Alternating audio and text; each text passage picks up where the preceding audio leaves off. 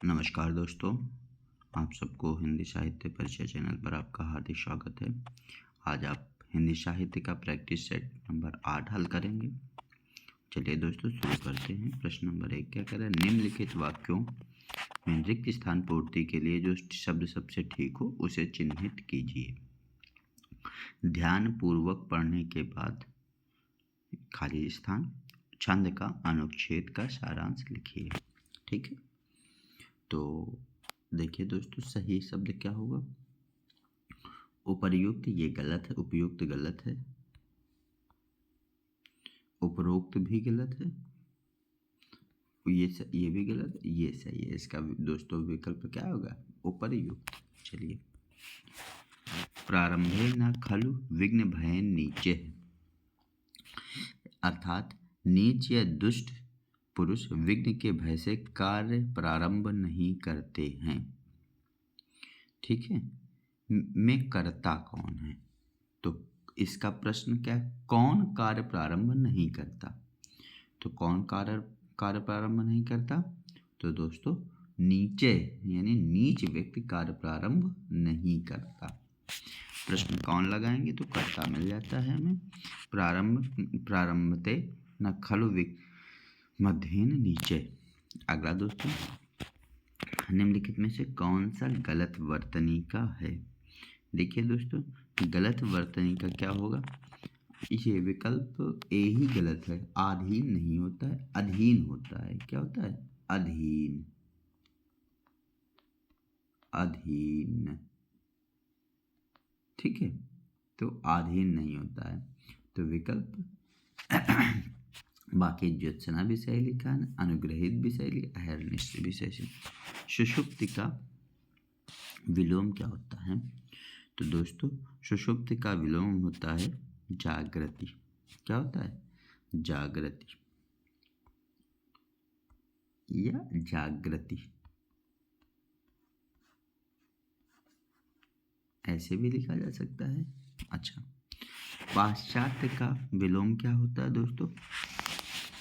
पाश्चात्य का विलोम होगा पौवर्त्य। क्या होगा? पौवर्त्य। विकल्प ए सही है, पौवर्त्य।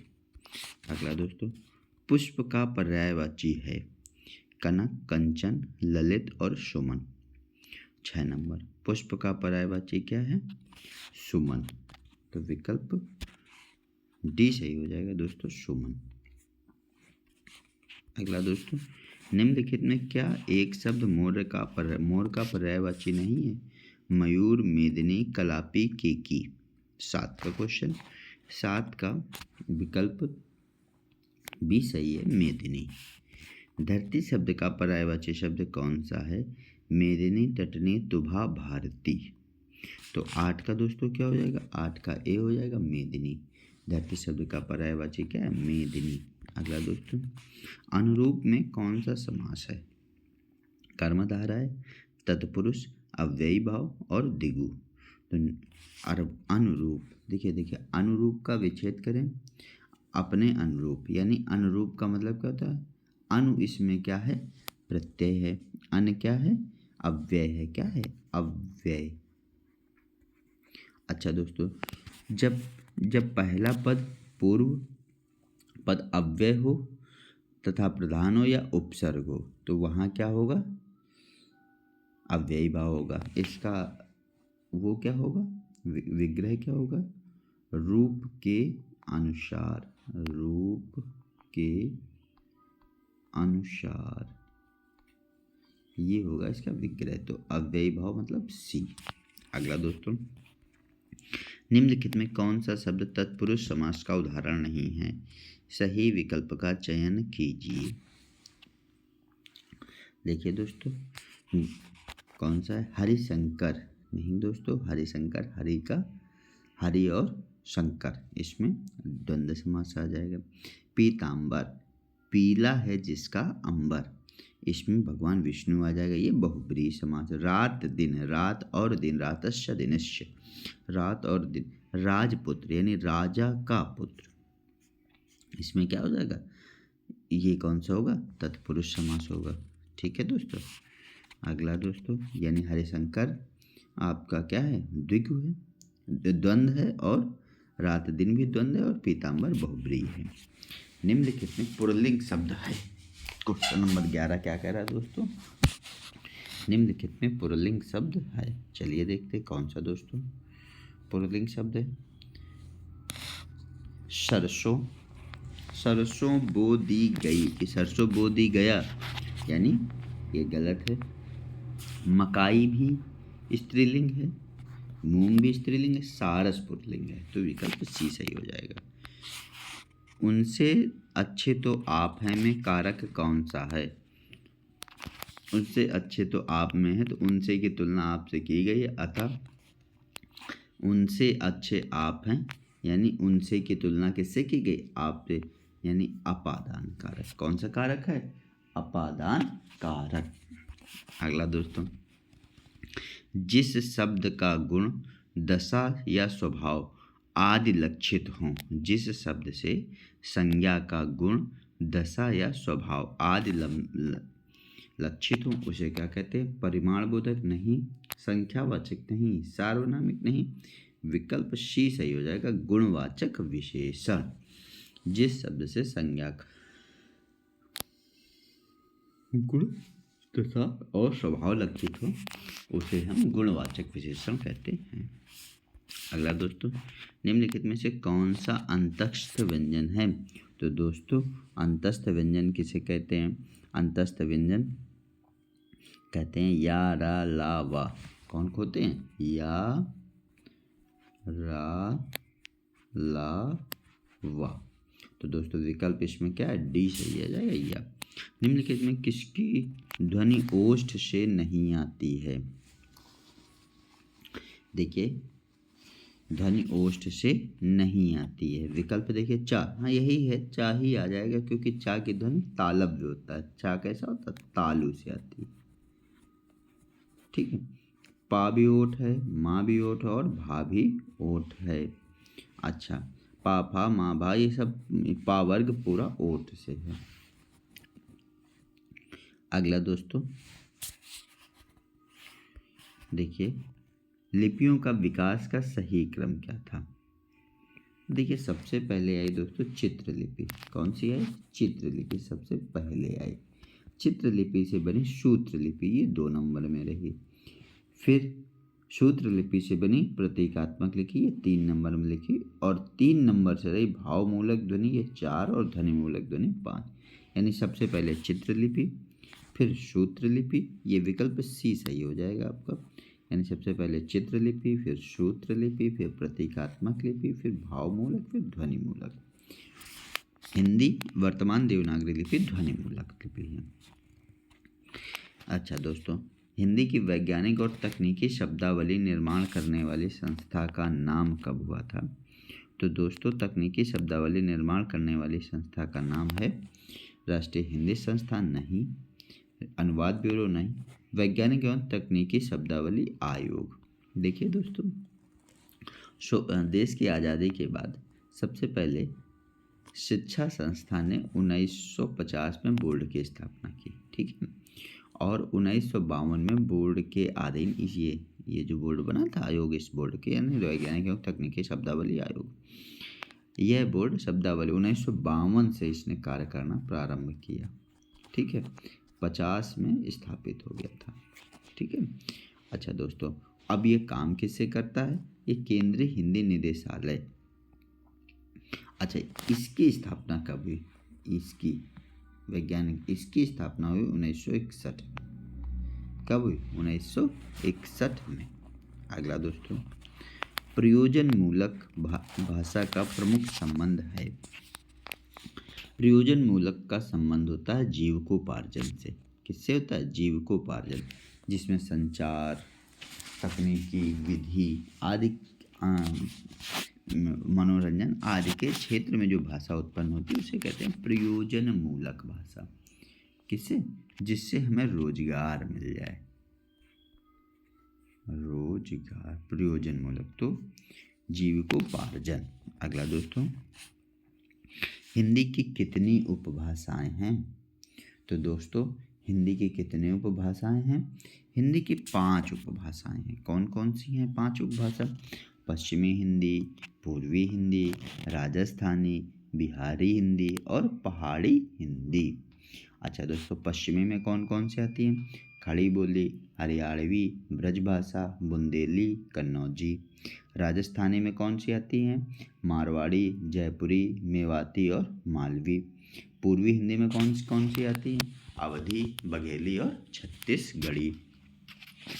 और दोस्तों, बिहारी हिंदी में कौन सी आती हैं? भोजपुरी, मगही, मैथिली और अंग भाषा की। इसके बाद पहाड़ी हिंदी में कौन सी आती है? कुमायूनी और गढ़वाली। अगला दोस्तों, उकार बहुला। उकार बहुला, देखिए दोस्तों, उकार बहुला बोली मानी जाती है। देखिए, अवधी और बघेली, अवधी बघेली ये तो जो है आकार बहुला है। क्या है? आकार बहुला। ये है आकार बहुला, इनमें तो आकार शब्द यूज होता है। ठीक है। इसके बाद दोस्तों, भोजपुरी इकार बहुला है। तो बचा क्या? छत्तीसगढ़ी। छत्तीसगढ़ी क्या है? उकार बहुला मानी जाती है। अगला दोस्तों, निम्नलिखित में आधुनिक भारतीय भाषाओं का सर्वप्रथम वर्गीकरण किस विद्वान ने किया था? Dhirendra Verma, doctor George Grierson, doctor A.F. Hoernle और महावीर प्रसाद द्विवेदी। आधुनिक भारतीय भाषाओं का सर्वप्रथम वर्गीकरण किस भाषा वैज्ञानिक ने किया था? किस विद्वान ने किया था? तो किसने किया था? Doctor A.F. हार्नले सी। किसने किया था? Doctor A.F. हार्नले। निज भाषा उन्नति है सब उन्नति को मूल, बिन निज भाषा ज्ञान के मिटे नहीं को सूल। यह रचना किसकी है? यह रचना दोस्तों भारतेंद्र हरिश्चंद्र जी की है। यह रचना किसकी है? भारतेंद्र हरिश्चंद्र जी की है। तो विकल्प बी सही हो जाएगा। भारतीय भाषाओं का, निम्नलिखित भाषाओं का सही अनुक्रम क्या है? देखिए दोस्तों, सबसे पहले आई पाली। सबसे पहले कौन सी भाषा आई? पाली आई। कब आई? 500 ईसा पूर्व से 1 ईस्वी तक। 500 से 1 ईस्वी तक, ईसा पूर्व से। फिर पाली के बाद प्राकृत आई, 1 ईस्वी से 500 तक, 1 ईस्वी से 500 ईस्वी तक। ठीक है। फिर अपभ्रंश आई,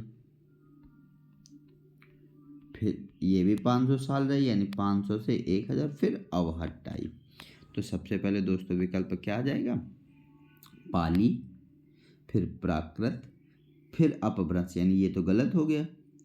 पाली, प्राकृत, अपभ्रंश और अवहट्ट। विकल्प डी सही हो जाएगा दोस्तों। क्या सही हो जाएगा? विकल्प डी। भारतीय संविधान के किस अनुच्छेद के अनुसार संघ की भाषा हिंदी और लिपि देवनागरी होगी? ये कितना है? संघ की भाषा हिंदी और लिपि देवनागरी होगी। ये विकल्प है 343। अच्छा दोस्तों, संघ की बात, अच्छा 44 में क्या कह रहा है? राष्ट्रपति 5 वर्ष बाद और 10 वर्ष के समाप्ति के बाद राजभाषा आयोग का गठन करेगा। 343 में क्या कह रहा है? लिपि देवनागरी और भाषा हिंदी होगी। अच्छा दोस्तों, आर्य परिवार की भाषाओं का वर्गीकरण ध्वनियों के आधार पर करने की चेष्टा सबसे पहले किस विद्वान ने सुझाया था? सबसे पहले किसने सुझाया था? अस्कोली, वान बैडके, डॉक्टर धीरेन्द्र वर्मा, गिलक्राइस्ट। 25 का दोस्तों क्या है? आर्य भाषाओं का वर्गीकरण ध्वनियों के आधार पर सबसे पहले किसने सुझाया था? दोस्तों अस्कोली ने सुझाया। किसने था? अस्कोली ने। अस्कोली महोदय ने 100 की संख्या के आधार पर सतम और केटुम नाम से भारतीय परिवार की 2 भाषाओं का विभाजित किया था। ठीक है दोस्तों, तो सबसे पहले अस्कोली ने विभाजित किया था शतम और केटुम, 100 की संख्या को। अच्छा दोस्तों, राजस्थान, डॉक्टर ग्रियर्सन ने राजस्थान बोलियों को कितने वर्गों में रखा है? 2, 5, 6, 7। तो डॉक्टर ग्रियर्सन ने राजस्थान की बोलियों को कितने वर्गों में रखा है दोस्तों? 5 वर्गों में। किसने कितने वर्गों में रखा है? 5 वर्गों में। कौन कौन से?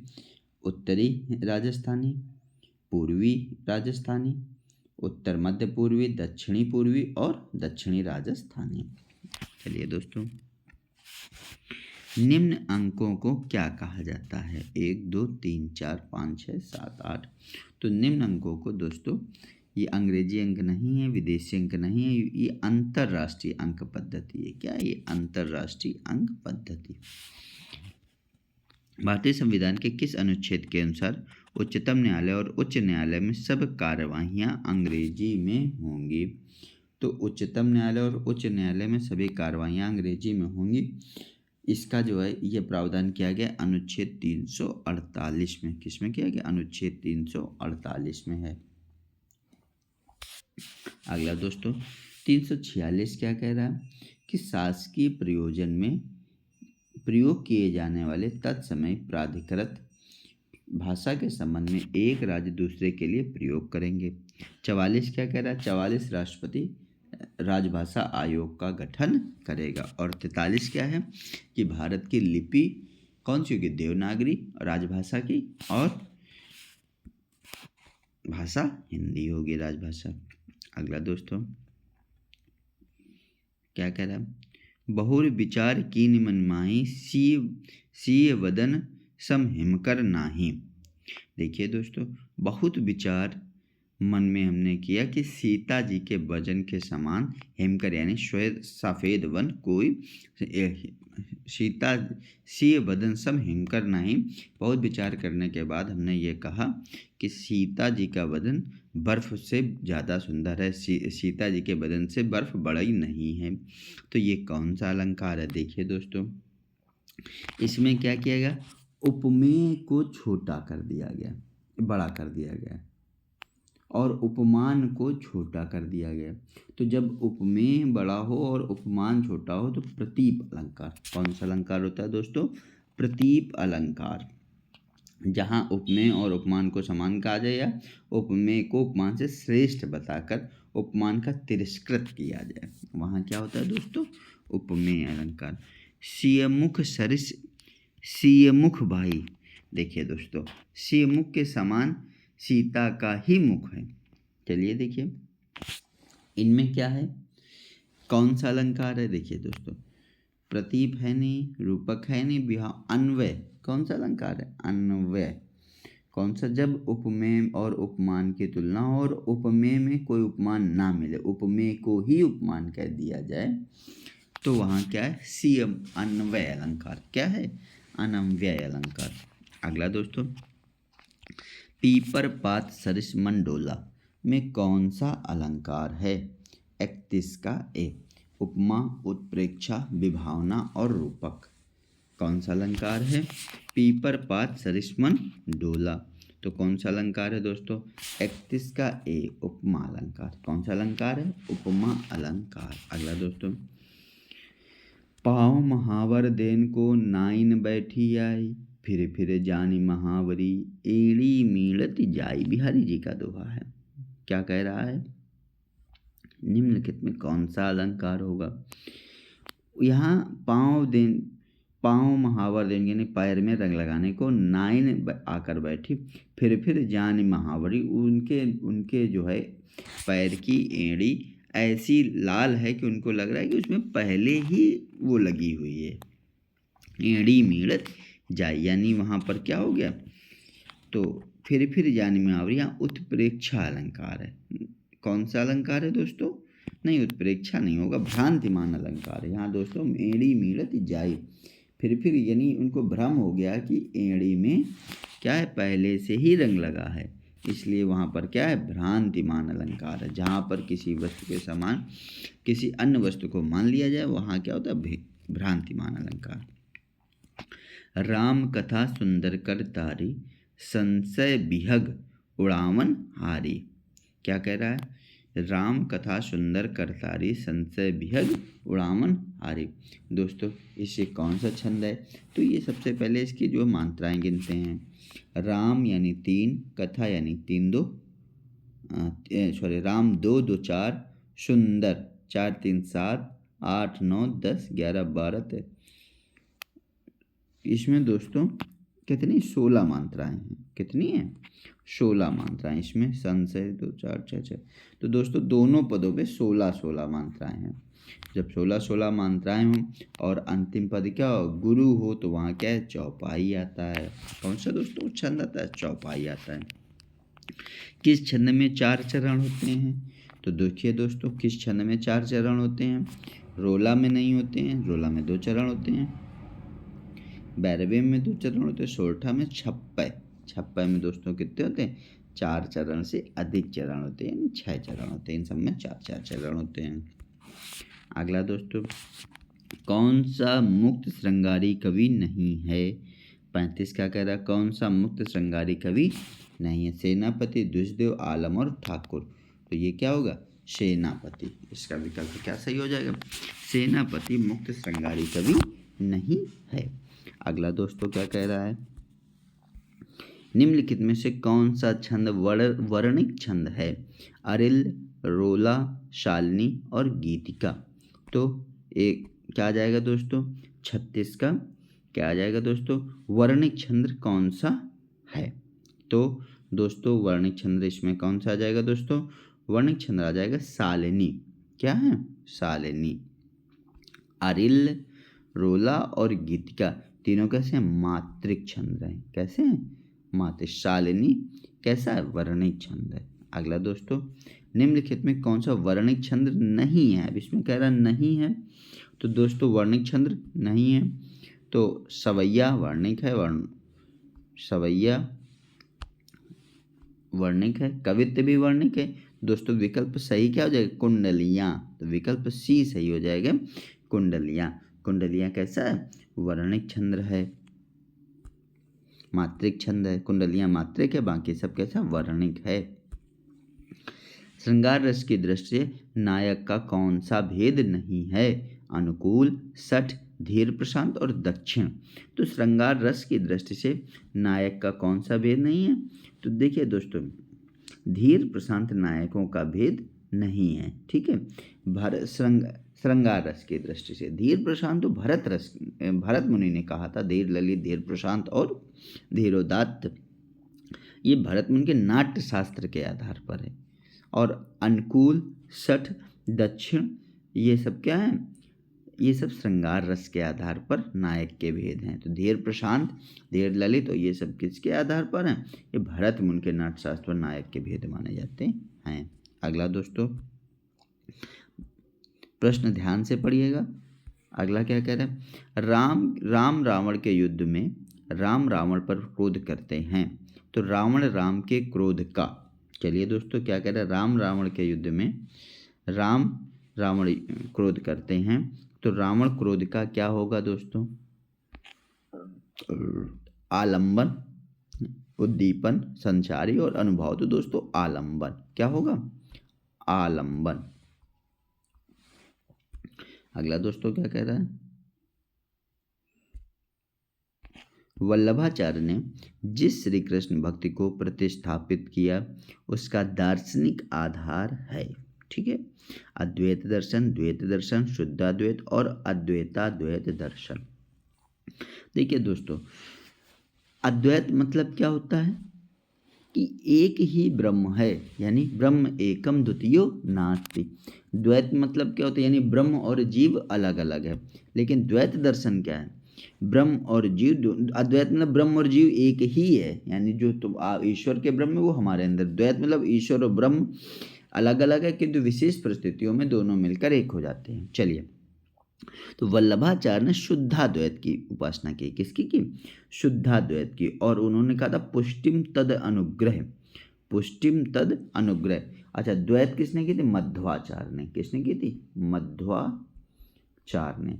द्वैताद्वैत की किसने की थी? द्वैताद्वैत की निम्बार्काचार्य। किसने की थी? निम्बार्काचार्य। और अद्वैत की किसने की थी? अद्वैत की थी शंकराचार्य। और शुद्धाद्वैत श्री वल्लभाचार्य। और विशिष्टाद्वैत रामानुजाचार्य। अगला दोस्तों क्या कह रहा है प्रश्न? विनय पत्रिका के पदों में तुलसी की भक्ति किस प्रकार की है? सांख्य भाव, आत्म भाव, प्रेम भाव और दास्य भाव। तो तुलसी दास्य भाव से ईश्वर की उपासना करते हैं। तो इसके विकल्प क्या हो जाएगा, डी सही हो जाएगा, दास से भाव। अगला दोस्तों, चंदायन के रचयिता कौन है? मलिक मोहम्मद जैसी, कुतुबुन मंझन और मुल्ला दाऊद। तो चंदायन के रचयिता कौन है? मुल्ला दाऊद हैं। इसका विकल्प डी सही हो जाएगा, मुल्ला दाऊद हैं। अगला दोस्तों, सूफी प्रेमाख्यान काव्य के संबंध में इनमें से कौन सा कथन असत्य है? शुक्ल जी के अनुसार प्रेमाख्यान काव्य में नायिका की अपेक्षा नायक के विरह को अधिक महत्व दिया गया है। सूफी काव्य अधिकांशतः मुक्तक रूप में लिखे गए थे। सूफी काव्य में कथानक रूढ़ियों का प्रयोग मिलता है। सूफी काव्यों में ऐतिहासिक और अनैतिहासिक पात्रों की गाथाओं के साथ साथ रचनाओं की कल्पना शक्ति का योग भी न्यूनाधिक रहता है। तो इसका दोस्तों विकल्प क्या हो जाएगा? इसका दोस्तों विकल्प बी सही हो जाएगा। सूफी काव्य में अधिकांशतः मुक्तक रूप से लिखे गए हैं, यानी विकल्प बी सही हो जाएगा, सूफी का बी। अगला दोस्तों, कबीर के निर्गुण पंथ का आधार भारतीय वेदांत और सूफियों का प्रेम तत्व है। यह विचार किसका है? कबीर के निर्गुण पंथ का आधार क्या है? भारतीय वेदांत और सूफियों का प्रेम तत्व। यह विचार किसका है दोस्तों? यह विचार है रामचंद्र शुक्ल का। किसका है दोस्तों? 44 का विकल्प ए सही हो जाएगा, रामचंद्र शुक्ल। अगला दोस्तों क्या कह रहा है? जिस प्रकार मीराबाई ने जाके सिर मोर मुकुट मेरोपति सोई कहकर कृष्ण के भक्तिपति रूप में की, उसी प्रकार दक्षिण की किस भारतीय कवियत्री ने कहा कि स्वामी कृष्ण के अतिरिक्त मेरा कोई पति नहीं हो सकता, यानी दोस्त कि किसी और को पति नहीं बना सकती। तो दोस्तों कहने का मतलब ये है कि कौन सी दक्षिण की प्रमुख कवियत्री थी जिन्होंने कृष्ण भक्ति में अपना जीवन समर्पित किया? तो दोस्तों अक्का महादेवी ये नहीं है दोस्तों, वीणाबाई, सहजोबाई ये भी नहीं है, अंदाल कौन सी है? अंदाल। अंदाल ने ये कहा था, इसीलिए अंदाल को कहा जाता है दक्षिण की मीरा। क्या कहा जाता है? दक्षिण की मीरा किसको कहा जाता है? अंदाल को कहा जाता है। अगला दोस्तों, आदिकालीन काव्य ग्रंथों में कथा कहने की परंपरा का लक्ष्य करके पृथ्वीराज रासो के संदर्भ में किस आलोचक ने लिखा कि कथा की परीक्षा इतिहास की दृष्टि से नहीं काव्य की दृष्टि से होनी चाहिए। पुरानी कथाएं काव्य ही अधिक हैं, वे एकदम इतिहास नहीं हैं। ये कथन किसका है? तो देखिए ये कथन है हजारी प्रसाद द्विवेदी जी का। किसका है? हजारी प्रसाद द्विवेदी जी का। इसका जो है विकल्प देखते हैं। ये प्रसिद्ध कथन है, ये कथन हजारी प्रसाद द्विवेदी जी का है। देखिए विकल्प में क्या है? मुंजिल विजय नहीं होता है इसका आंसर, राहुल शंकरतायन नहीं, और हजारी प्रसाद द्विवेदी जी इसका आंसर है। राजमती किस ग्रंथ की नायिका है? देखिए दोस्तों राजमती किस ग्रंथ की नायिका है? ये ग्रंथ है बीसल देव रासो। किसकी नायिका है? बीसल देव रासो। बीसल देव रासो की रचनाकार कौन है? नरपति नाल्य। कौन है? नरपति नाल्य। कब रच किया था? 1155 में किया था। कब? 1155 में किया था।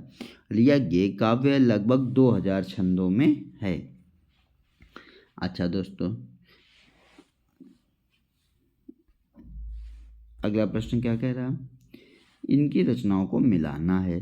ठीक है, सूची खुमाण रासो। तो खुमाण रासो के कौन है? दलपति विजय। कौन है दोस्तों? दलपति विजय, यानी विकल्प ए का तीसरा। ठीक है, परमाल रासो के जगनिक हैं, यानी बी का चौथा। बीसल देव रासो नरपति नाल, यानी सी का चौथा। और पृथ्वीराज रासो चंदबरदाई। चलिए दोस्तों विकल्प देख लेते हैं। यानी ए का क्या आया था दोस्तों? एक आया था दलपति विजय, यानी ए का तीसरा, यही विकल्प सही हो जाएगा। ए का तीसरा, बी का पांचवा, सी का चौथा और डी का पहला। तो दोस्तों बीसल देव रासो की रचना नरपत नाल परमाल रासो जगनिक, इसको आलाखंड भी कहते हैं। अगला प्रश्न क्या कह रहा है दोस्तों, 49 नंबर देखते हैं। निम्नलिखित में इनमें से किस साहित्यकार ने इतिहास ग्रंथ में हिंदी साहित्य को गद्य साहित्य का आविर्भाव, गद्य भाव का प्रवर्तन, गद्य भाव का प्रसार और गद्य साहित्य की वर्तमान गति के नाम से खंडों में विभक्त करके, देखिए दोस्तों इसमें किसने किया था, बच्चन सिंह ने रामचंद्र शुक्ल, किसने किया था, रामचंद्र शुक्ल जी ने कहा था गद्यगांव का आविर्भाव, गद्य भाव प्रवर्तन, हिंदी गद्य साहित्य का प्रसार और गद्य साहित्य की वर्तमान गति नाम से खंडों से प्रकाशित किया था। दंडी किस प्रकार के आचार्य हैं, अलंकारवादी, रसवादी, रीतवादी और ध्वनवादी। तो दोस्तों दंडी अलंकारवादी हैं। रसवादी कौन है, रसवादी हैं भरत, कौन है, भरत मुनि रसवादी हैं। रीतिवादी कौन है, रीतिवादी हैं वामन। और ध्वनिवादी कौन है, आनंद वर्धन, आनंद वर्धन। ये कैसे हैं दोस्तों, ये ध्वनिवादी आचार्य हैं। अगला दोस्तों क्या कह रहा है, रीतिकाल को श्रृंगार काल की संज्ञा किसने दी है, 51, रामचंद्र शुक्ल, राघवेंद्र मिश्र, पंडित विश्वनाथ मिश्र और मिश्र बंधु, विश्वनाथ प्रसाद मिश्र और मिश्र बंधु। तो दोस्तों रीतिकाल को श्रृंगार काल की संज्ञा किसने दी, पंडित विश्वनाथ प्रसाद मिश्र ने दी है। किसने दी है, पंडित विश्वनाथ प्रसाद मिश्र ने दी है। 51 का सी, रीत का जॉर्ज ग्रियर्सन थे, अलंकृत काल कहा था। रीत का रामचंद्र शुक्ल ने कहा था रीतिकाल। अच्छा दोस्तों डॉक्टर नगेंद्र ने क्या था, उन्होंने भी रीतकाल कहा था। और मिश्र बंधु ने कहा था अलंकृत काल, क्या कहा था, अलंकृत काल। अच्छा दोस्तों तो इन दोनों ने रीतिकाल कहा था और इन्होंने कहा था अलंकृत काल। तो विकल्प श्रृंगार काल या किसने कहा था, अच्छा कला काल किसने कहा था, रमाशंकर शुक्ल, रसाल ने क्या कहा था, कला काल। भारतीय वृत्ति का संबंध किससे है, श्रृंगार रस से, वीर रस से, करुण रस से कि अद्भुत रस से। देखिए भारतीय वृत्ति का संबंध अद्भुत रस से है। भारतीय वृत्ति की उत्पत्ति ऋग्वेद में मानी जाती है, किसमें मानी जाती है, ऋग्वेद में। अच्छा दोस्तों इसका प्रयोग भरतों, भरतों मतलब इसमें होता है नट, जो नट होता है उनको भी भारत बोलते हैं। भरतों से भारतीय आया, भरतों के द्वारा उत्पन्न होने के कारण भारतीय पड़ा। यह सभी रसों में काम करती है, परंतु इसका संबंध किससे होता है, करुण रस और अद्भुत रस से। तो दोस्तों इसके विकल्प 2 बनेंगे, करुण रस और अद्भुत रस। इसमें विकल्प बी और सी दोनों सही है। अगला दोस्तों, कविता मूल रूप से जीवन की आलोचना है, यह किसने कहा था। दोस्तों कविता मूल रूप से जीवन की आलोचना यह वर्ड्सवर्थ, टेनिसन, शैली और मैथ्यू अर्नाल्ड। 53 का डी, मैथ्यू अर्नाल्ड ने कहा था। किसने कहा था, मैथ्यू अर्नाल्ड ने कहा था। अगला दोस्तों, संकलन त्रय में कौन नहीं है।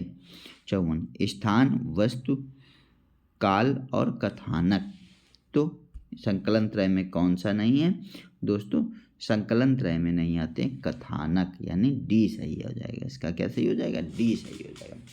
The principle of literary criticism किसका ग्रंथ है, I.A. Richard, Matthew Arnold, Lucas और क्रोंचे। तो दोस्तों ये I.A. रिचर्ड का ग्रंथ है। किसका है, I.A. रिचर्ड का ग्रंथ है।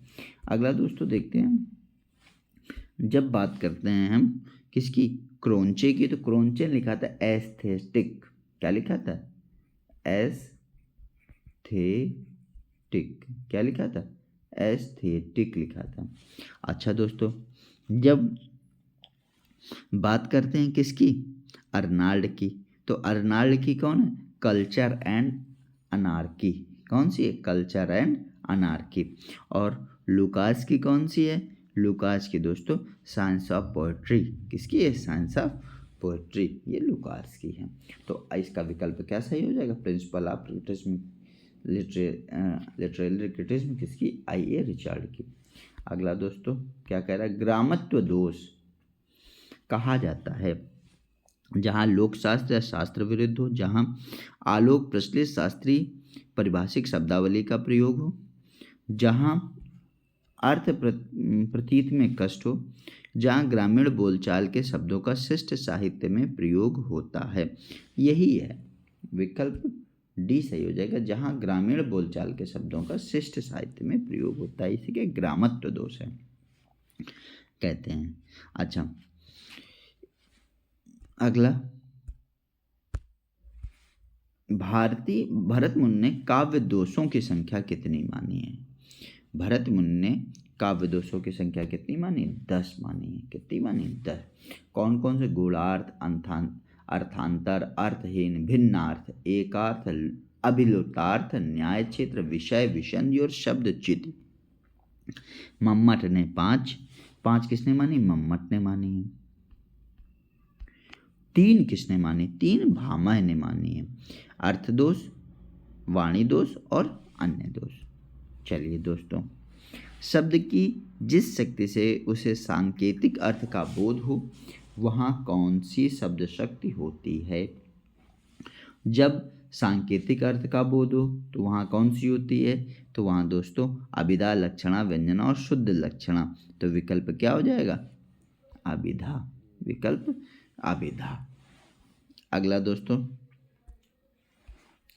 काव्य रचना के उदात्त तत्व के रूप में प्रमुख किसे माना गया है? प्लेटो, अरस्तु, लोनजाइनस और क्रोंचे। तो 59 का सी, लोनजाइनस को माना गया है दोस्तों। किसको माना गया? लोनजाइनस को माना गया है। अगला दोस्तों, काव्य आत्मा की संकल्पनात्मक अनुभूति है जिसका संबंध विशेषण और विज्ञान या विकल्प या विज्ञान से नहीं है। यह एक श्रेयमयी प्रेय रचनात्मक ज्ञान धारा है। यह कथन किसका है? तो दोस्तों यह कथन है जयशंकर प्रसाद का। किसका है? जयशंकर प्रसाद जी का है। तो इसका विकल्प बी सही हो जाएगा, जयशंकर प्रसाद। विकल्प बी सही है। ओज गुण का संबंध किस रस से है? तो ओज गुण का संबंध किससे? रौद्र रस से। इसका विकल्प देखते हैं क्या कह रहा है। ओज गुण का संबंध किस रस से है? तो दोस्तों ओज गुण का संबंध किससे आ जाएगा? रौद्र रस से। विकल्प ए सही है। अगला दोस्तों क्या कह रहा है? शब्द शक्ति के संबंध में कौन सा कथन सही नहीं है? देखिए कथन देखते हैं दोस्तों। सबसे पहले कथन देखते हैं दोस्तों, क्या कह रहा है शब्द शक्ति के संबंध में? क्या कह रहा है? शब्दों की शक्ति उसके अंतर्निहित अर्थ को व्यक्त करने का व्यापार है। अभिधा शब्द शक्ति के 3 शब्दों के शब्द रूढ़, यौगिक और योग रूढ़ का शब्दबोध होता है। मम्मट ने शब्द शक्ति के लिए शक्ति और विश्वनाथ ने व्यापार का प्रयोग किया है। व्यंजना शक्ति से प्राप्त अर्थ को प्रतिनामार्थ भी कहते हैं। तो 52 का सी सही हो जाएगा। मम्मट, ये इन्होंने शब्द शक्ति को शक्ति और ये उल्टा लिख गया। मम्मट ने कहा था व्यापार। मम्मट ने क्या कहा था? व्यापार कहा था। और शक्ति कहा था विश्वनाथ ने।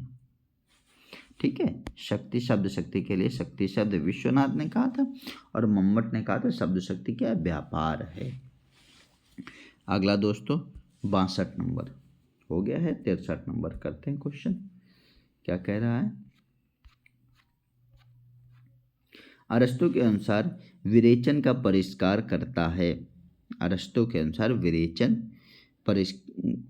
खाली स्थान का परिष्कार करता है। किसका परिष्कार? का अंतर्वृत्तियों का, आत्मा का, पंचतंत्र का और काव्य शैली का। तो 63 का ए, अंतर्वृत्तियों का परिष्कार करता है। किसका परिष्कार करता है? अंतर्वृत्तियों का परिष्कार करता है। अगला दोस्तों क्या कह रहा है? लक्षणा शब्द शक्ति में निम्नलिखित में से कौन सा कथन सही नहीं है? किसी शब्द का मुख्य अर्थ बाधित होने पर उसका अन्य अर्थ ग्रहण किया जाता है। इसका अन्य अर्थ मुख्य अर्थ से कोई संबंध नहीं होता है। यह अन्य अर्थ किसी रूढ़ के आधार पर ग्रहण किया जाता है। किसी भी प्रयोजन के आधार पर अन्य अर्थ ग्रहण किया जाता है। 54 का कितना है? 54 का दोस्तों क्या आ जाएगा विकल्प? 64 का क्या आ जाएगा? लक्षणा शब्द नहीं है। देखिए नहीं क्या कह रहा है, इसका विकल्प क्या सही हो जाएगा, अन्य अर्थ मुख्य अर्थ से कोई संबंध नहीं होता, यही सही हो जाएगा, विकल्प बी सही होगा। अन्य अर्थ का मुख्य अर्थ से कोई संबंध नहीं होता, नहीं होता है भाई, ये विकल्प बी सही हो जाएगा, अन्य अर्थ से कोई अर्थ से। अगला दोस्तों,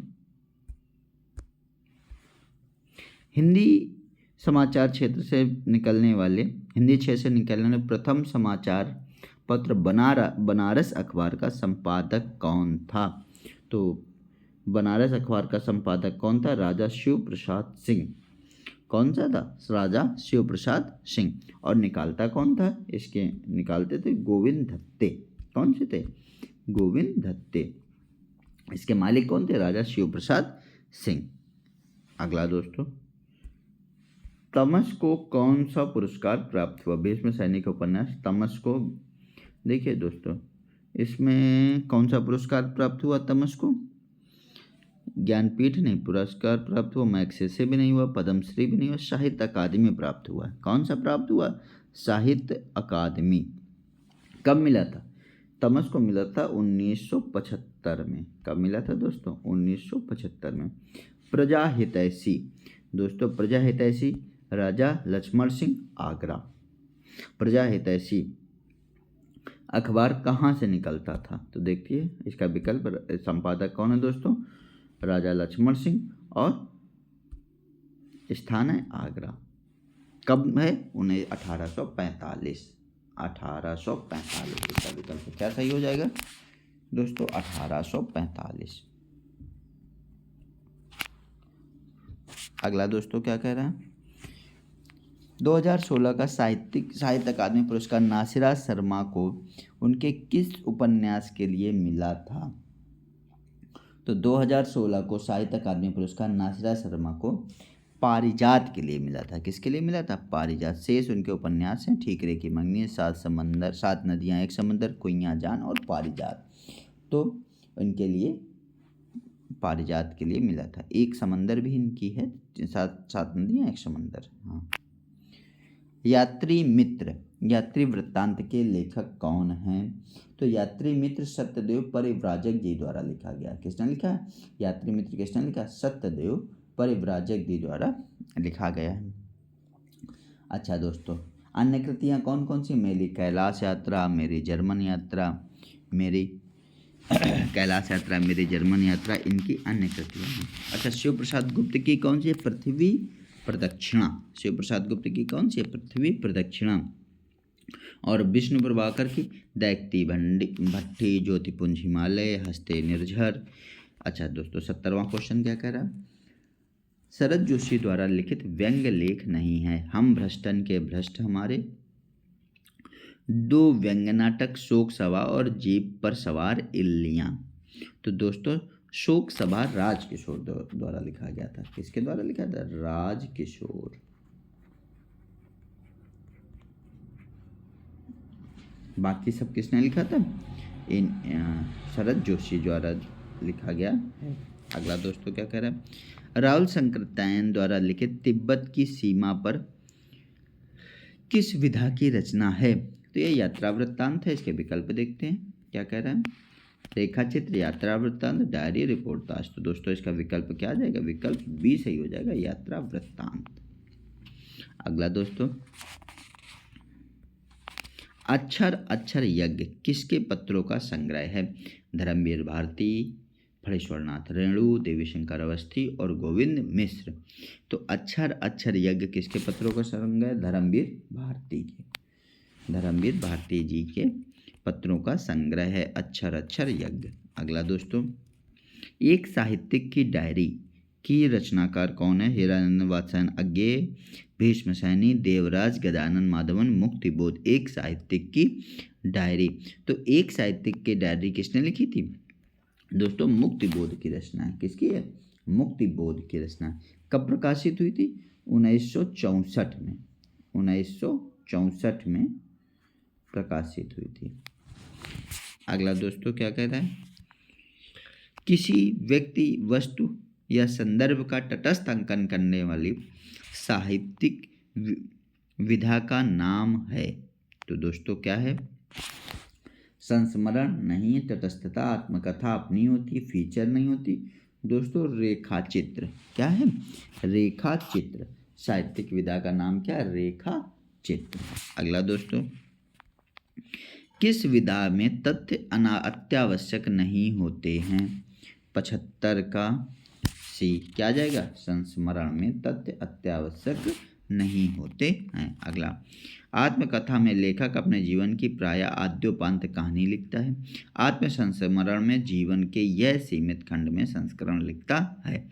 यह कथन किसका है, डॉक्टर दशरथ ओझा, महावीर वर्मा, नंदुलारे वाजपेयी, डॉक्टर नगेन। तो 76 क्या आ जाएगा दोस्तों, 76 का आ जाएगा दोस्तों ए आ जाएगा, आत्मकथा। यह किस आत्मकथा, किसने आत्मकथा लिखा, हाँ दशरथ ओझा ही है, सही है, इसके दशरथ ओझा जी का ही कथन है। अगला दोस्तों क्या कहता है, किसी विषय की सैद्धांतिक एवं व्यवहारिक आलोचना से आधुनिक हिंदी आलोचना का प्रारंभ हुआ। ठीक है, किस विधा की सैद्धांतिक एवं व्यवहारिक आलोचना से आधुनिक हिंदी आलोचना का आरंभ हुआ।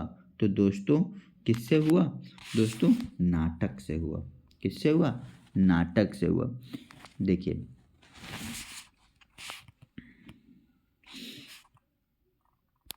यमलोक की यात्रा निबंध के लेखक कौन है, प्रताप नारायण मिश्र, राधाचरण गोस्वामी, बद्रीनारायण चौधरी प्रेमघन और बालमुकुंद गोस्वामी। तो इसके आंसर क्या आ जाएगा दोस्तों, यमलोक की यात्रा के राधाचरण गोस्वामी। अच्छा, अगला क्वेश्चन क्या कह रहा है, रामचंद्र शुक्ल के अनुसार श्रद्धा के प्रकार हैं, प्रतिभाशील साधन, प्रेम दृढ़ता साधन, शील सौंदर्य अनुभवशील, प्रतिभा प्रेम और साहस। तो दोस्तों 69 का क्या आ जाएगा दोस्तों, 69 का ए आ जाएगा, प्रतिभाशील और साधन।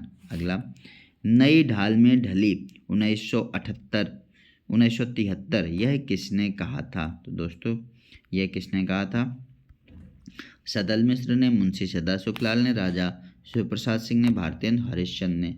तो नई ढाल में ढली 1973 यह भारतेंदु हरिश्चंद्र ने कालचंद्र निबंध में कहा था। हिंदी को नई ढाल में ढली कहा था भारतेंदु हरिश्चंद्र ने कहा था 1973 में कालचक्र पत्रिका में। अगला दोस्तों, कहानी लेखन में निम्नलिखित में किस तत्व की आवश्यकता नहीं होती है, यथासंभव तुक, लय का ध्यान, भाषा शैली और प्रस्तुति की मौलिकता, अनुभव और संवेदना की प्रमाणिकता, वर्णनात्मक और संवाद। तो दोस्तों 81 का क्या आ जाएगा, यह एक गद्य विधा होती है, इसका लेखन में यथासंभव तुक और लय आवश्यक नहीं है। तो 81 का ए सही हो जाएगा, 81 का ए। अगला, प्रेमचंद के तीसरे दौर की कहानियाँ किस श्रेणी में आती हैं, यथार्थवादी, यथार्थोन्मुख, आदर्शोन्मुख, यथार्थ और आदर्शवादी। तो देखिए दोस्तों, प्रेमचंद्र ने सबसे पहले लिखा था आदर्शवादी कहानियाँ, फिर आदर्शोन्मुख यथार्थ, फिर यथार्थोन्मुख आदर्शवाद और फिर यथार्थवाद। तो 82 में क्या आ जाएगा दोस्तों, इनका तीसरा दौर क्या है, तीसरा दौर इन्होंने यथार्थवाद के रूप में लिखा।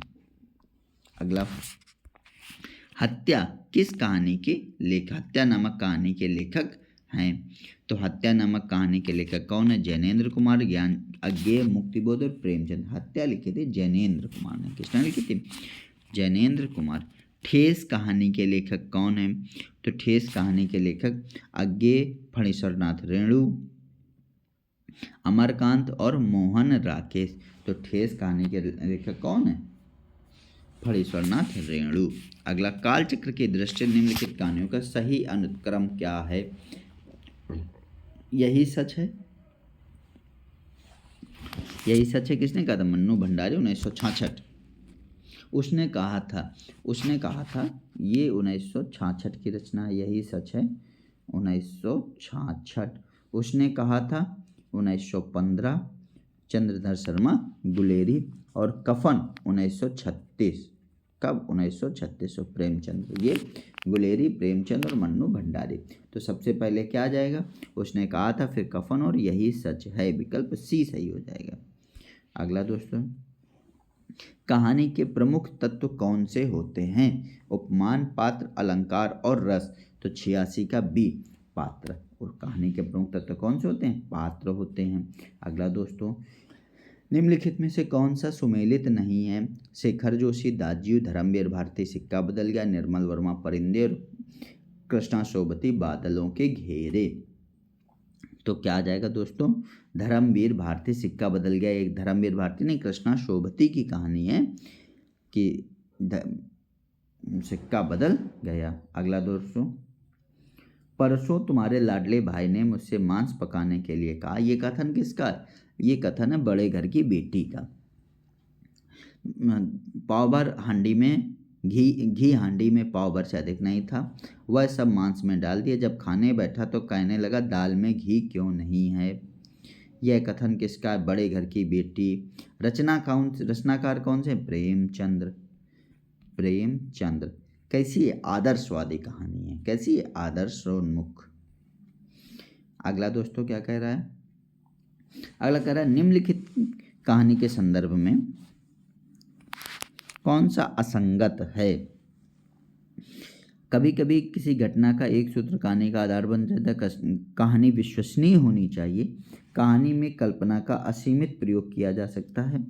कहानी में कथानक आदि में, मध्य और अंत होते हैं। कथानक में आदि, मध्य और अंत होते हैं। तो कौन सा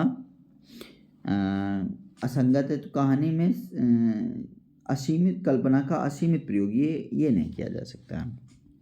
कल्पना की अधिकता नहीं होनी चाहिए। मैला अंचल की भाषा परिनिष्ठित हिंदी की व्याकरण की कसौटी पर खरी खरी नहीं उतरती, फिर भी अपने जमाने की यह अत्यंत लोकप्रिय रचना है। इसका कारण क्या था?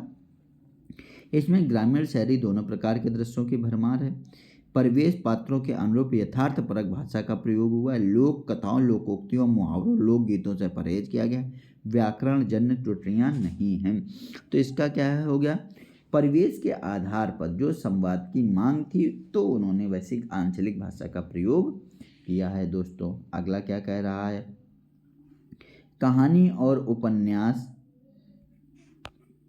क्या कह रहा है? कहानी और उपन्यास के अंतर को व्यक्त करने वाला कथन सही नहीं है, उसे छांटिए। उपन्यास में कथानक होता है, कहानी में अनिवार्य नहीं। कहानी में चरित्र, वातावरण आदि की प्रधानता होती है। उपन्यास में जीवन के समग्र रूप का चित्रण होता है, जबकि कहानी में किसी एक अंश का। उपन्यास में अनेक स्थलों का इतिवृत्तात्मक वर्णन मिलते हैं, जबकि कहानी में छोटे आकार के कारण ऐसे स्थल नहीं होते हैं।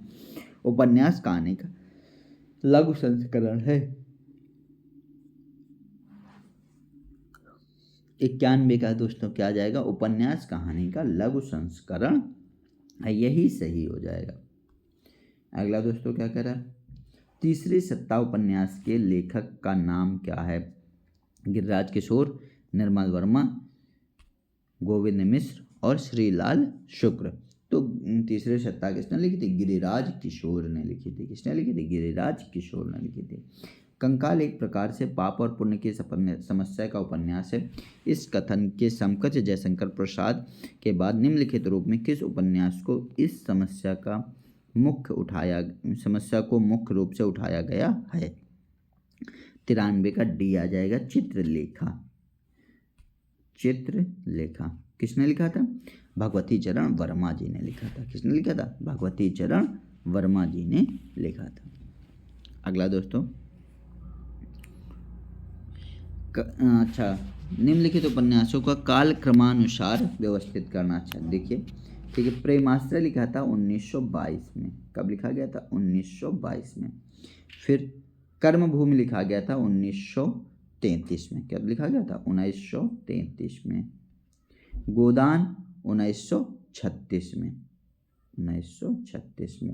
गबन 1931 में। तो सबसे पहले प्रेमाश्रय, फिर गबन, फिर कर्मभूमि, फिर गोदान। तो विकल्प सी सही हो जाएगा। अगला दोस्तों प्रश्न देखते हैं।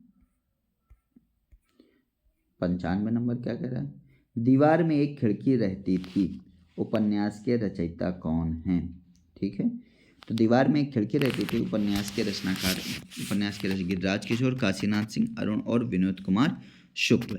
तो 95 का क्या आ जाएगा?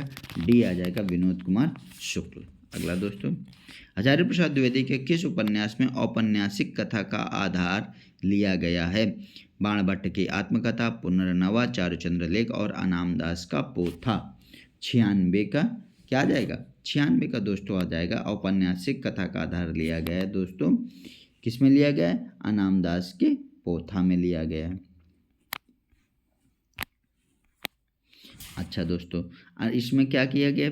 अनामदास के पोथा में रैक ऋषि और जाबाला कुमारी की प्रेम कथा है। किससे? रैक ऋषि और जाबाला कुमारी की प्रेम कथा है। शेखर एक जीवनी के स्त्री पात्र कौन है? तो शेखर एक जीवनी के स्त्री पात्र कौन है? देखिए, रेखा और गौरा ये तो नदी के द्वीप में है। अच्छा, अमला और रंजना ये किस में है? ये हैं दोस्तों, ये याद नहीं आ रहा कि शेखर एक जीवनी के उपन्यास स्त्री पात्र हैं शशि और सरस्वती आता है। इसका क्या आ जाएगा? शशि और सरस्वती। इसका विकल्प डी सही हो जाएगा। और रेखा और गौरा हैं किसमें? नदी के द्वीप में। योके और सेल्मा हैं अपने अपने अजनबी में। किसमें है? अपने अपने अजनबी में। अच्छा दोस्तों, झूठा सच में दौलत राम आजाद किस राजनीतिक दल का सदस्य था? झूठा सच में दौलत राम आजाद किस राजनीतिक दल का सदस्य? कम्युनिस्ट पार्टी का। किस राजनीतिक दल का सदस्य था? कम्युनिस्ट पार्टी का। अच्छा दोस्तों, अगला क्या करा? भीष्म सहनी द्वारा रचित उपन्यास है। देहाती दुनिया नहीं है, अब धरती धन अपना, मैया अमदास की माड़ी, सत्ती का चौरा। तो भीष्म सहनी द्वारा लिखा गया कौन सा है दोस्तों? मैया दास की माड़ी। झरोखा, कड़ियाँ, तमस, कुंती, नीलू, नीलमा, नीलोफर ये सब इनके रचनाएं हैं। तो विकल्प डी सही हो जाएगा, मैया दास की माड़ी। अगला क्या कह रहा है? मैं इस कथन का समर्थक हूँ कि संसार में छोटे बड़े हमेशा रहेंगे, उन्हें हमेशा रहना चाहिए। इसे मिटाने की चेष्टा करना मानव जाति के सर्वनाश का कारण है। ये कथन किसने कहा था? ये प्रेमचंद्र, श्रद्धाराम सुदर्शन, विश्वनाथ कौशिक और श्रद्धाराम फुल्लौरी। किसने कहा था दोस्तों? ये कहा था दोस्तों प्रेमचंद्र ने। किसने कहा था? प्रेमचंद्र ने। इस प्रकार दोस्तों हमारे बहुत ही कम समय 57 मिनट में एक पूरा कंप्लीट वीडियो हो गया 100 क्वेश्चन का। वीडियो देखने के लिए आप सबका